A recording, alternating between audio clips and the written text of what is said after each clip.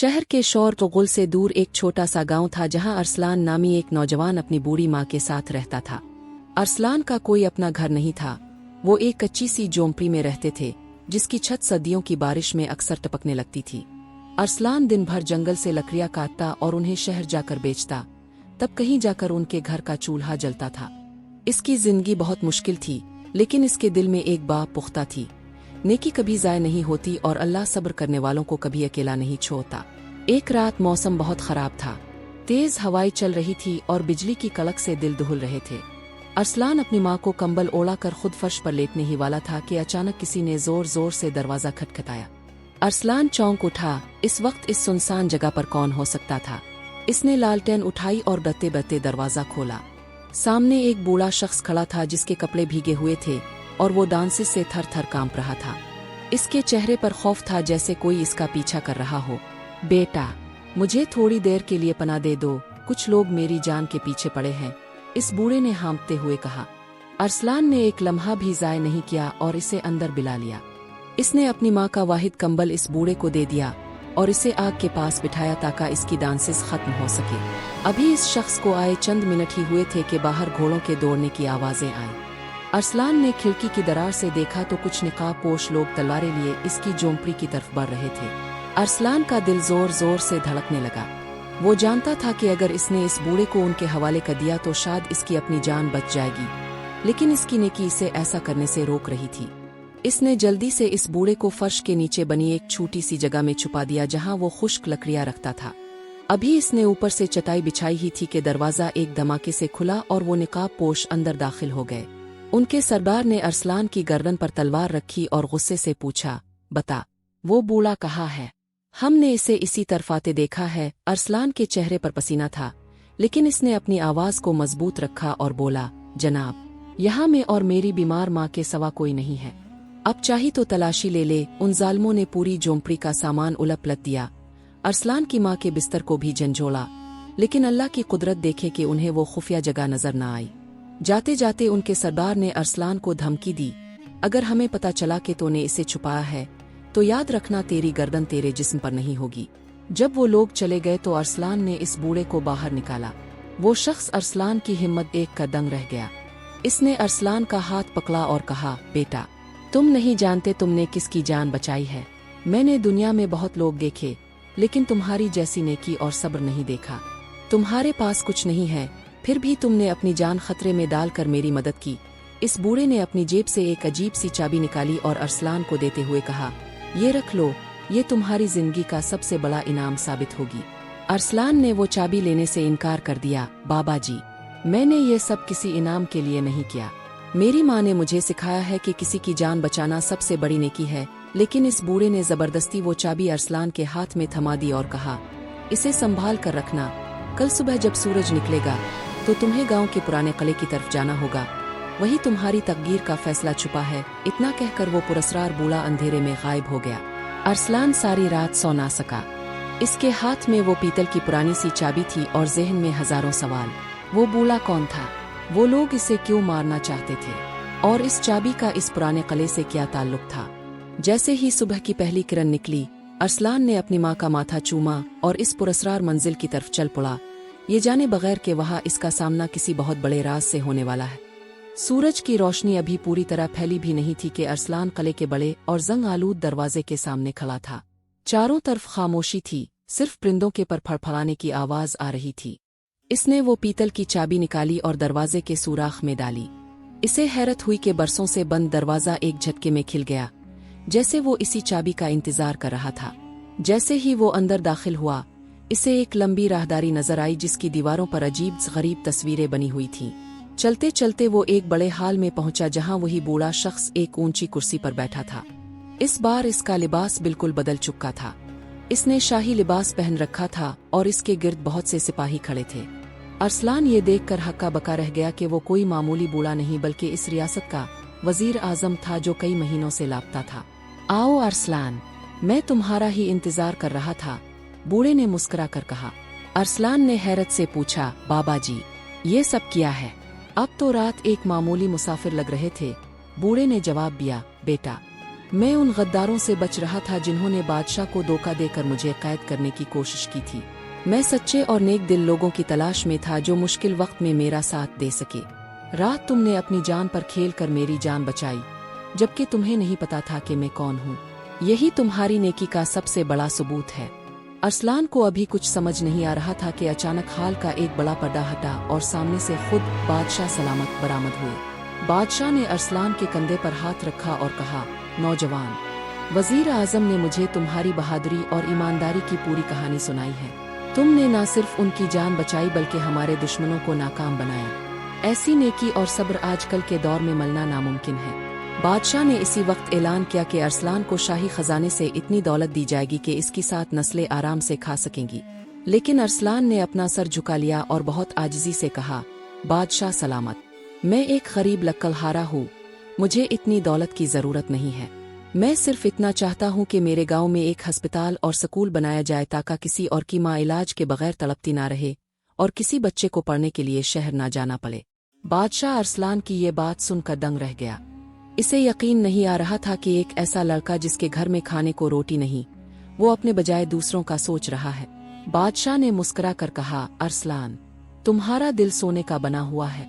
आज से तुम सिर्फ लक्कड़हारे नहीं हो, बल्कि तुम्हें इस इलाके का गवर्नर मुकर्रर किया जाता है ताकि तुम अपनी निगरानी में उन लोगों की खिदमत कर सको। अरसलान जब अपने घर वापस पहुंचा तो इसके साथ शाही सवारियां और खेरों तहाइफ थे।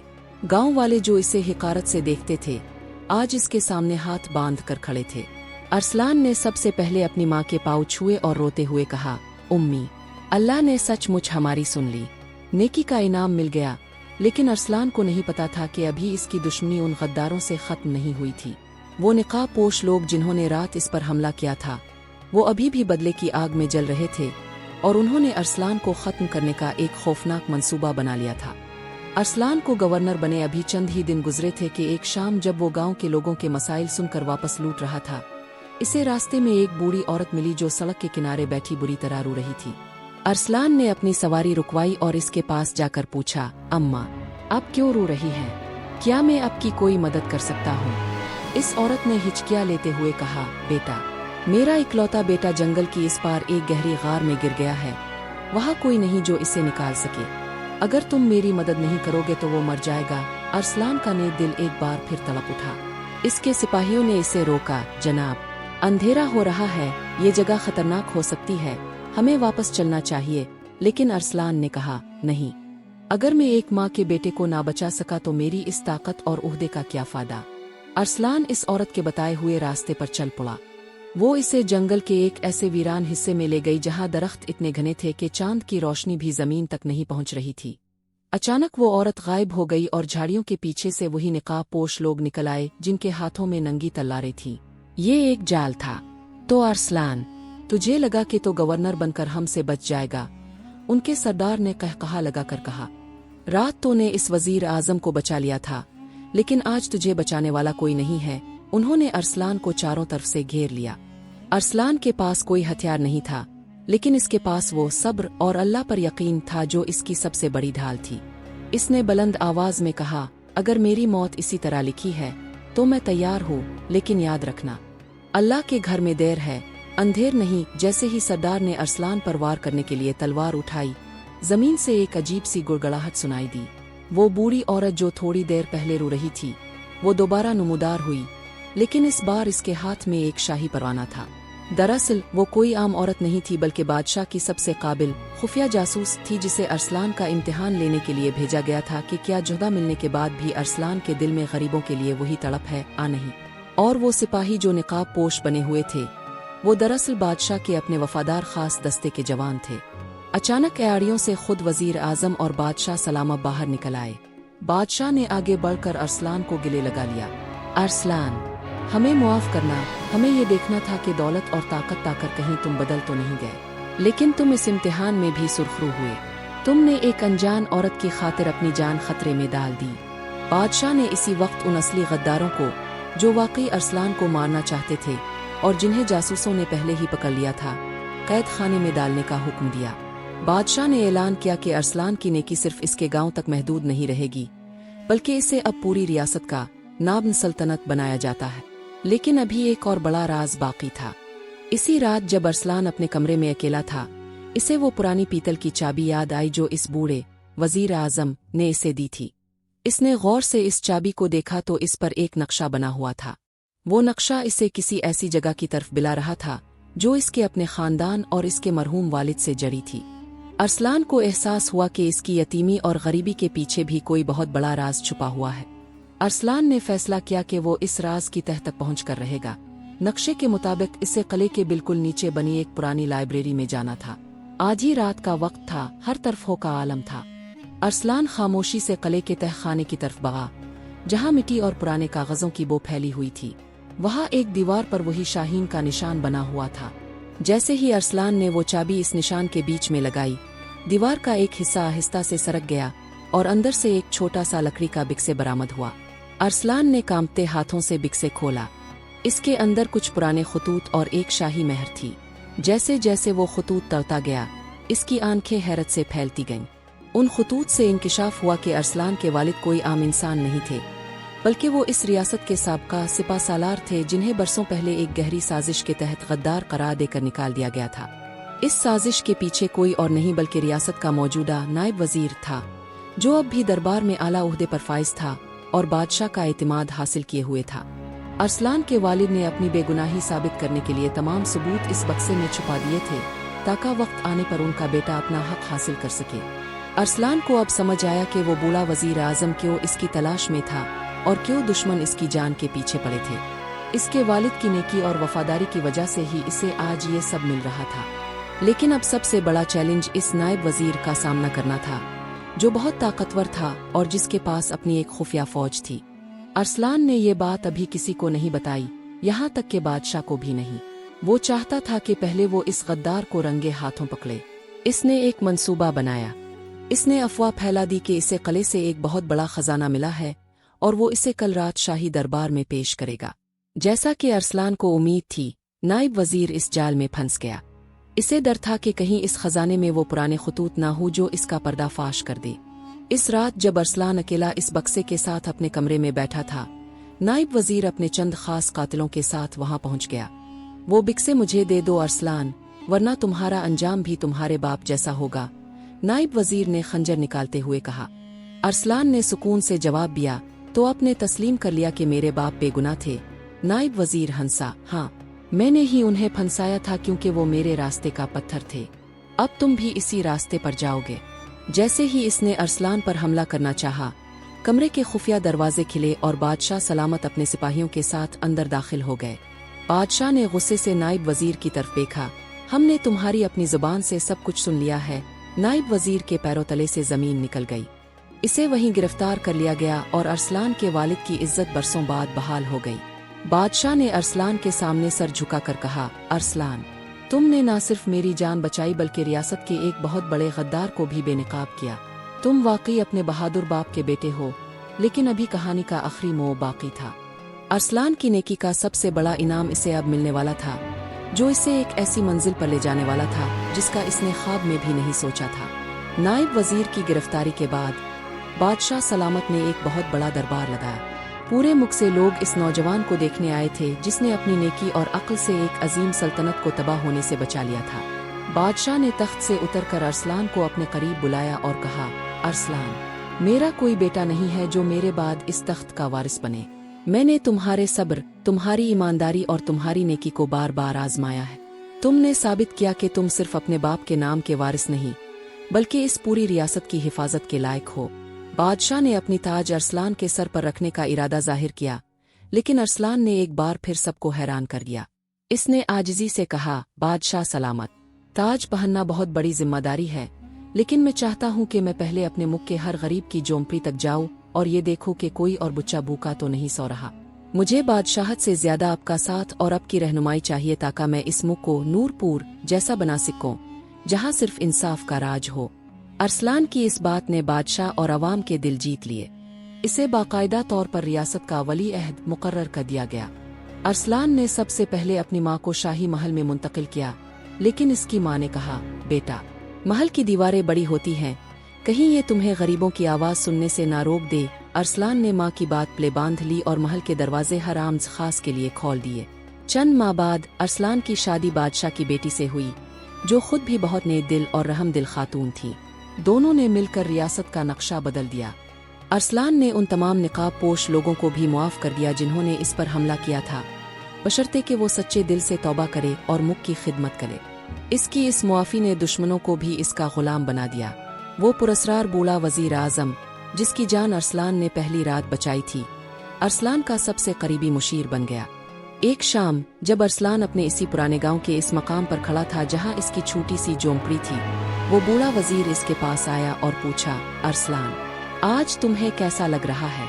अरसलान ने आसमान की तरफ देखा और मुस्कुरा कर कहा, बाबा जी, मुझे वो रात याद आ रही है जब मेरे पास एक कंबल था और मैंने वो आपको दे दिया था।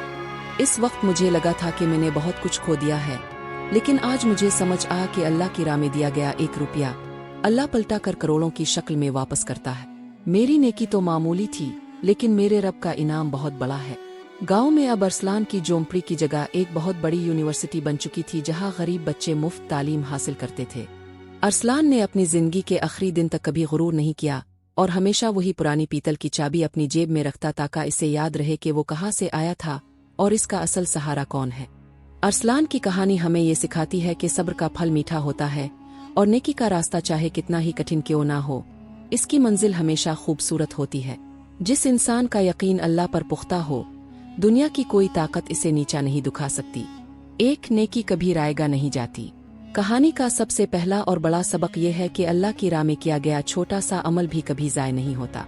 अरसलान ने जब इस बूढ़े मुसाफिर को पनाह दी तो इसे नहीं पता था कि वो एक वजीर की जान बचा रहा है। इसने सिर्फ इंसानियत के नाते मदद की।